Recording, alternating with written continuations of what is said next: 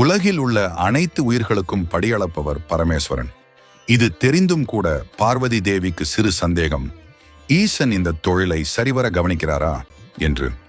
அதற்கு தீர்வு காண யோசித்த பார்வதி தேவி ஓடிச் சென்று ஒரு சிறு பாத்திரம் ஒன்றை எடுத்து வந்து அதற்குள் கருப்பு எறும்புகள் சிலவற்றை பிடித்து போட்டு மூடிவிட்டாள். இந்த எறும்புகளுக்கு ஈசன் எப்படி உணவு அளிக்கிறார் பார்க்கலாம் என்பது அவளது எண்ணம். மறுநாள், சுவாமி, நேற்று எல்லா ஜீவராசிகளுக்கும் படியளந்தீர்களா என்று ஈசனிடம் விளையாட்டாக கேட்டாள். உலக நாயகி தன்னோடு விளையாடுகிறாள் என்பது ஈசனுக்கு புரிந்தது.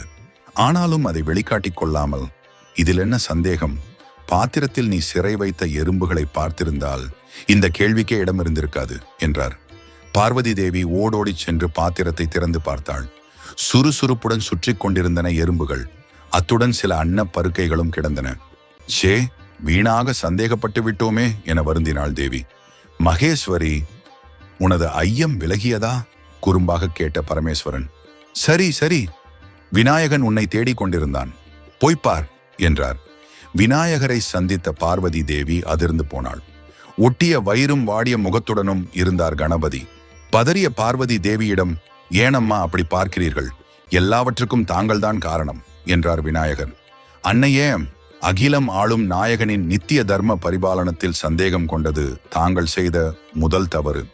அடுத்தது, அப்பாவி எறும்புகளை பட்டினி போடும் விதம் சிறையிட்டது. தாயின் பழி தனையனை தானே சாரும். எனவே எறும்புகளின் பசியை நான் ஏற்றுக்கொண்டு தாங்கள் எனக்களித்த அன்னத்தை எறும்புகளுக்கு இட்டேன். பட்டினி கிடந்ததால் எனது வயிறு சிறுத்து போனது என்று விளக்கமளித்தார் விநாயகர். பார்வதி தேவி கண் கலங்கினாள். விநாயகரை அழைத்து கொண்டு சிவனாரிடம் சென்றவள், சுவாமி, என்னை மன்னியுங்கள், நான் செய்த தவறுக்கு நம் மகனை வதைக்க வேண்டாம் என்று வேண்டினாள். வருந்தாதே தேவி, பக்தர்கள் என்பால் வைக்கும் நம்பிக்கை சற்றும் குறைவில்லாததாக இருக்க வேண்டும். நம்பிக்கைக்கு இணையான பூஜையோ வழிபாடோ கிடையாது என்று எடுத்துரைத்தார். இதை உலக மக்களுக்கு உணர்த்தவே இந்த திருவிளையாடல் என்றார். அன்னபூரணியான நீ உன் பிள்ளைக்கு அன்னம் அளித்தாய். அவன் அதை எறும்புகளுக்கு வழங்கினான். விநாயகனின் பெருமையை போற்றும் வகையில் அவை இனி பிள்ளையார் எறும்புகள் என்றே அழைக்கப்படட்டும் என அருளினார். பிறகு பார்வதியிடம், எறும்பு உண்டது போக மீதமுள்ள அன்னப்பருக்கைகளை விநாயகனுக்கு கொடு என்றார். அப்படியே செய்தாள் பார்வதி. அந்த பருக்கைகளை உண்ட விநாயகரின் வயிறு பழைய நிலைக்கு திரும்பியது. அவரது பசியும் தீர்ந்தது.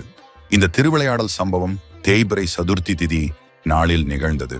இதையே சங்கடஹர சதுர்த்தி நாளாக அனுஷ்டித்து விநாயகரை வழிபடுகிறோம் என்று கர்ண பரம்பரை கதை ஒன்றில் கூறுவதும் உண்டு.